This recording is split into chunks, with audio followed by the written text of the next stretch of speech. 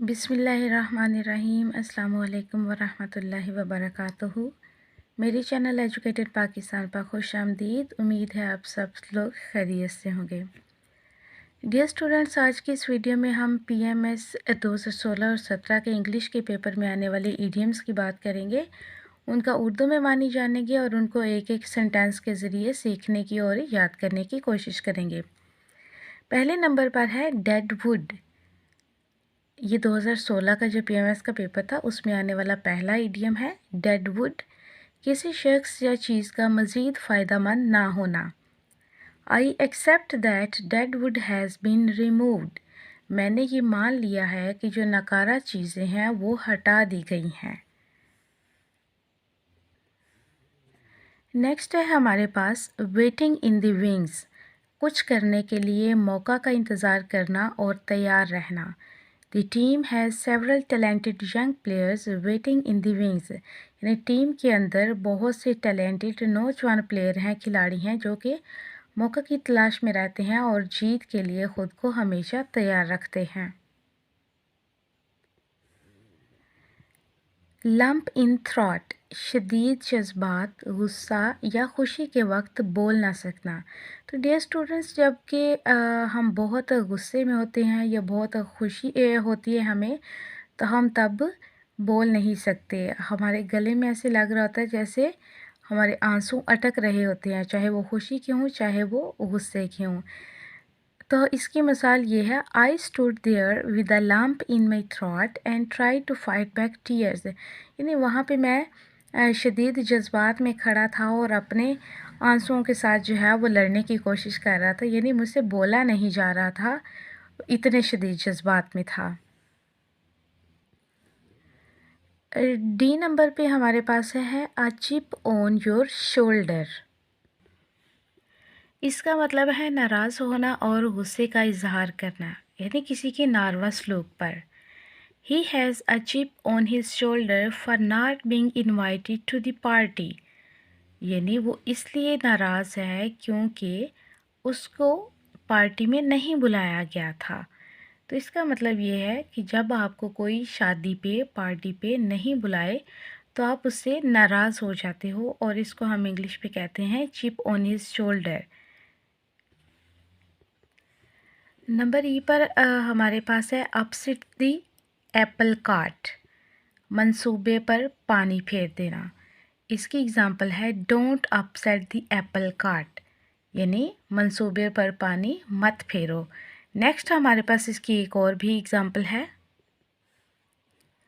In his marriage bad weather and heavy rain upset the apple cart.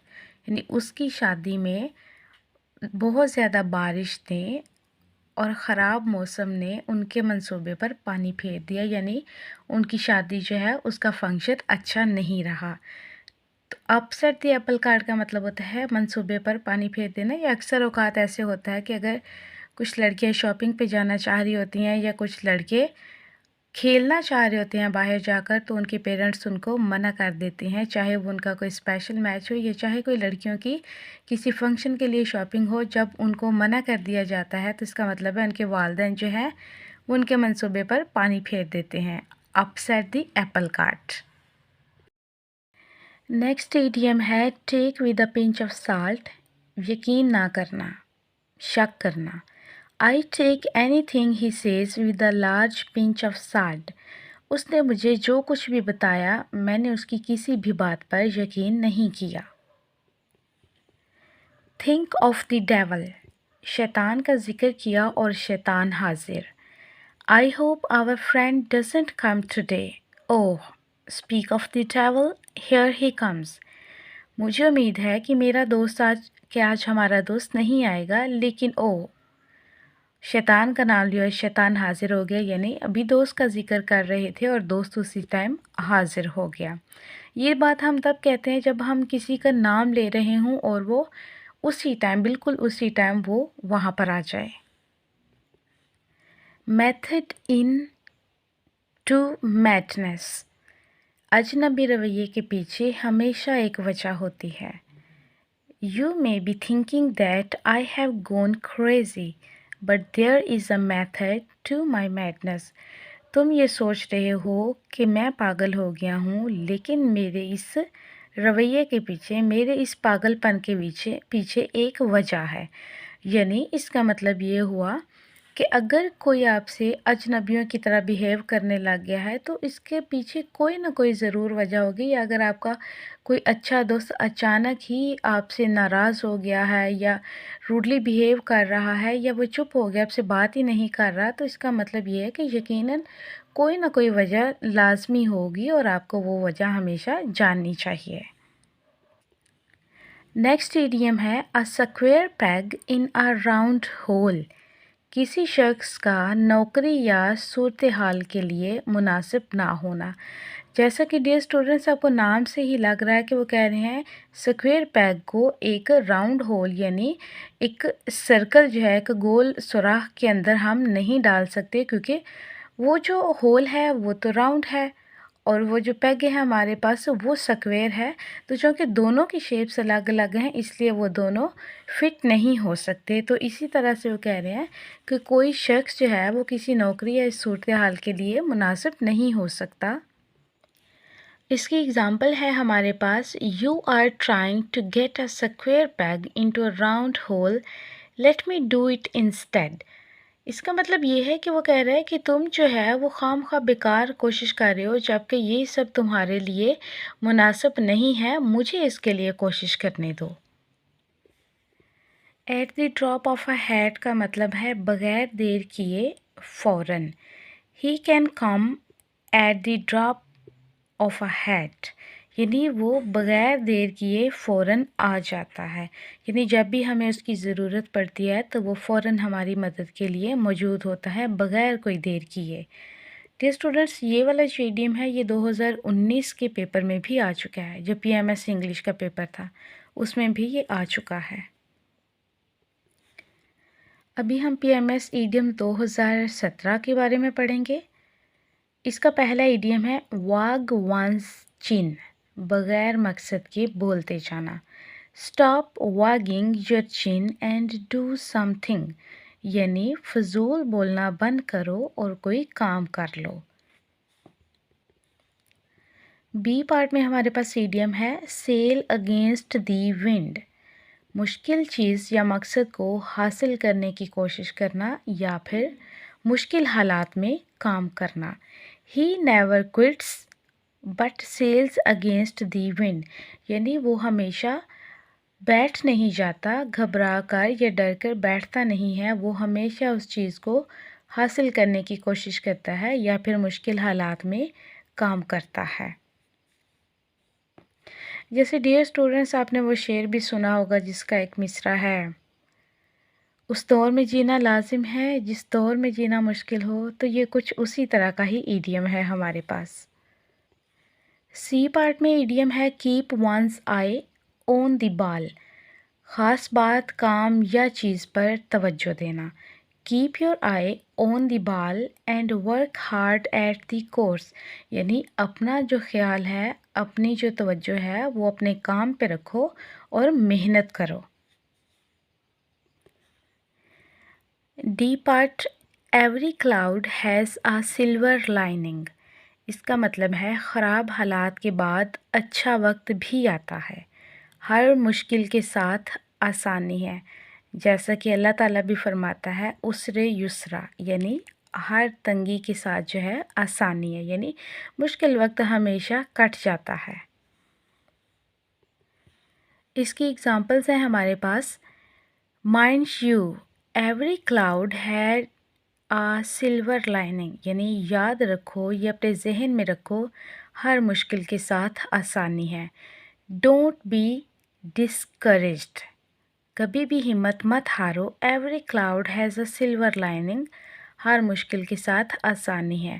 اب دیکھیں students, آپ نے کبھی بادلوں پہ غور کیا ہو تو ان کی جو باؤنڈری ہوتی ہے، یعنی آخری جو اس کے کنارے ہوتے ہیں، وہ ہمیشہ سلور کلر کے نظر آ رہے ہوتے ہیں، چمکیلے نظر آ رہے ہوتے ہیں، تو یہ وہاں سے ہی اس کو ریزیمبل کیا گیا ہے۔ نیکسٹ ایڈیم ہے کال آ اسپیڈ بغیر کسی ہچکچاہٹ کے بول دینا، صاف گوئی سے کام لینا۔ I believe in calling a speed a speed, یعنی میں ہمیشہ صاف گوئی پر یقین رکھتی ہوں کہ جو بھی ہمیشہ سچی بات ہے وہ کر دینی چاہیے۔ ایف نمبر پر ہمارے پاس ایڈیم ہے ایکسپلوڈ دی میتھ۔ جس بات کو عموماً سب لوگ درست مانتے ہوں اسے ثابت کرنا کہ اصل میں وہ غلط ہے، یعنی کوئی بھی ایسی بات جو اتنی غلط العام ہو چکی ہو کہ لوگ اس کو درست مانتے ہوں، اسے ثابت کرنا کہ وہ اصل میں غلط ہے، اس کو کہتے ہیں explode the math. This book finally ایکسپلورس some of the myths about the origin of the universe۔ اس کا مطلب یہ ہوا کہ جو بھی یونیورس یا کائنات کی اوریجن، اس کی ابتدا کے بارے میں جتنی بھی myths ہیں، جو بھی باتیں بتائی گئی ہیں یا اخذ کی گئی ہیں، وہ سب اس بک میں لکھی گئی ہیں۔ جی پارٹ میں ہے یوک اراؤنڈ سم ون's neck، کسی کے لیے مشکل ہونا۔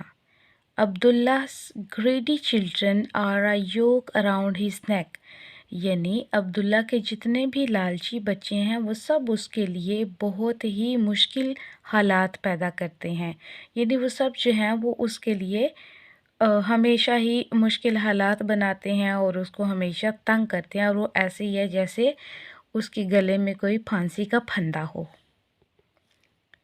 On the horns of dilemma، دو ناخوشگوار حالات میں سے کسی ایک کا انتخاب کرنا۔ I am on the horns of dilemma about the matter، یعنی میرے پاس ایک مسئلہ ہے اور میں اس میں سے جتنے بھی اس کے ناخوشگوار جو نتائج ہیں ان میں سے کسی ایک کا انتخاب کرنا ہے، یعنی آپ سمجھیں کہ آپ کسی مشکل سچویشن میں ہیں اور آپ کے پاس اس کے دو حل ہیں، لیکن وہ دونوں حل ہی ناخوشگوار ہیں، وہ دونوں ہی آپ کے لیے بہت برے ہیں، تو پھر آپ اس میں سے جو کم برا اس کا حل ہوگا آپ اس کو چوز کریں گے۔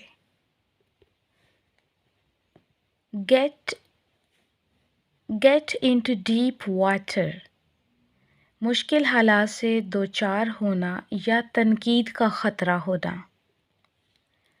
I am in deep water at work، یعنی میں اپنے کام پر مشکل حالات کا شکار ہوں۔